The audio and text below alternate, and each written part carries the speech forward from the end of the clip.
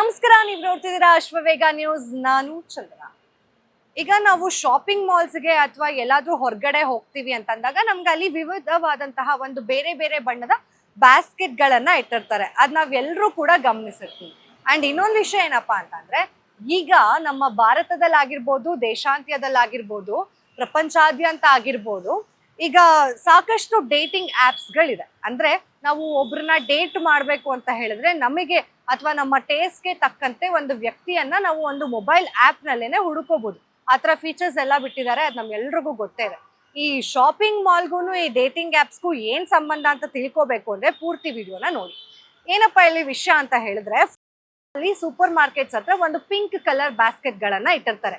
ಸಾಮಾನ್ಯವಾಗಿ ನಾವು ಭಾರತದಲ್ಲಿ ಗ್ರೀನ್ ಕಲರ್ನೋ ಅಥವಾ ಬ್ಲ್ಯಾಕ್ ಕಲರ್ನೋ ಬ್ಲೂ ಕಲರ್ನೋ ನಾವು ನೋಡಿದೀವಿ. ಆದ್ರೆ ಈ ಪಿಂಕ್ ಕಲರ್ ಬ್ಯಾಸ್ಕೆಟ್ ಏನಕ್ಕೆ ಇಟ್ಟಿರ್ತಾರೆ ಅಂತ ಹೇಳಿದ್ರೆ, ಆ ಯುವತಿಯರು ಅಥವಾ ಯುವಕರು ಸೂಪರ್ ಮಾರ್ಕೆಟಿಗೆ ಬಂದಾಗ ಅವರು ಪಿಂಕ್ ಕಲರ್ ಬ್ಯಾಸ್ಕೆಟ್ ಅನ್ನ ಕೈಯಲ್ಲಿ ಇಟ್ಕೊಂಡು ಶಾಪಿಂಗ್ ಮಾಡ್ತಿರ್ಬೇಕಾದ್ರೆ ಅಪೋಸಿಟ್ ಪರ್ಸನ್ ಕೂಡ ಅದೇ ಪಿಂಕ್ ಕಲರ್ ಬ್ಯಾಸ್ಕೆಟ್ ಅನ್ನ ಇಟ್ಕೊಂಡು ಶಾಪಿಂಗ್ ಮಾಡ್ತಿದ್ರೆ ಅವರಿಬ್ರು ಸಿಂಗಲ್ಸ್ ಅಂತ ಅರ್ಥ. ಅವರಿಬ್ರು ಸಿಂಗಲ್ಸ್ ಅಂತ ಅರ್ಥ ಆದಾಗ ಅವರಿಬ್ರು ಮುಕ್ತವಾಗಿ ಶಾಪಿಂಗ್ ಮಾಲ್ ನಲ್ಲೇ ಮಾತಾಡ್ಕೋಬಹುದು. ಅಂದ್ರೆ ಡೇಟಿಂಗ್ ಆಪ್ ಗಳನ್ನ ಬಿಟ್ಟು ಅವರು ಹೊರಗಡೆ ಜಗತ್ನಲ್ಲೂ ಕೂಡ ಅವರ ಬಾಳ ಸಂಗಾತಿಯನ್ನ ಹುಡುಕೊಳ್ಳುವಂತಹ ಒಂದು ಅವಕಾಶ ಕಲ್ಪಿಸ್ಕೊಟ್ಟಿದ್ದಾರೆ ಅಂತ ಹೇಳ್ಬೋದು. ಆಗ ಅವರಿಬ್ರು ಕೂಡ ಬ್ಯಾಸ್ಕೆಟ್ ಅನ್ನ ಪಿಂಕ್ ಕಲರ್ ಇಟ್ಕೊಂಡಿದ್ರೆ ಇಬ್ರು ಮಾತಾಡ್ಕೊಂಡು ಪರಸ್ಪರ ಅವರ ಇಷ್ಟಗಳನ್ನ ಕಷ್ಟಗಳನ್ನ ಮಾತಾಡ್ಕೊಂಡು ಅಲ್ಲೇ ಸೂಪರ್ ಮಾರ್ಕೆಟ್ ನಲ್ಲೇ ಅವರಿಗೆ ಕಂಟಿನ್ಯೂ ಮಾಡ್ಬೇಕಂತ ಅನ್ಸಿದ್ರೆ ಫೋನ್ ನಂಬರ್ನ ಇಸ್ಕೊಂಡು ಅಲ್ಲಿಂದ ಹೊರಡ್ಬೋದು. ಇದೊಂಥರ ವಿಚಿತ್ರವಾದಂತಹ ಡೇಟಿಂಗ್ ಪದ್ಧತಿ ಅಂತ ನನ್ಗನ್ಸುತ್ತೆ. ಬಿಕಾಸ್ ನಾವು ಸಾಕಷ್ಟು ರೀತಿಯಲ್ಲಿ ಈ ಡೇಟಿಂಗ್ ಮಾಡುವಂತಹ ಯುವತಿಯರನ್ನ ನಾವು ನೋಡಿರ್ತೀವಿ.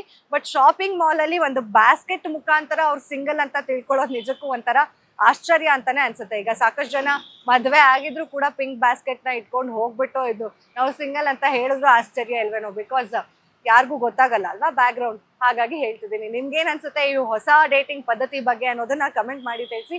ಇದು ನಮ್ಮ ಕರ್ನಾಟಕದಲ್ಲಿ ಇದ್ರೆ ಹೇಗಿರ್ಬೋದು ಅನ್ನೋ ಕುತೂಹಲ ನಿಮ್ಗಿತ್ತು ಅಂದ್ರೆ, ಅದು ಹೇಗಿರುತ್ತೆ ಅನ್ನೋ ಒಂದು ಐಡಿಯಾ ನಿಮ್ಗಿತ್ತು ಅಂದ್ರೂ ಕಮೆಂಟ್ ಮಾಡಿ ತಿಳಿಸಿ. ಮತ್ತೆ ಸಿಗೋಣ, ಅಲ್ಲಿವರೆಗೂ ನೋಡ್ತಾ ಇರಿ ಅಶ್ವವೇಗ ನ್ಯೂಸ್. ಇದು ಸತ್ಯ ವಿಶ್ವನಿಯ ಓಟದಲ್ಲಿ.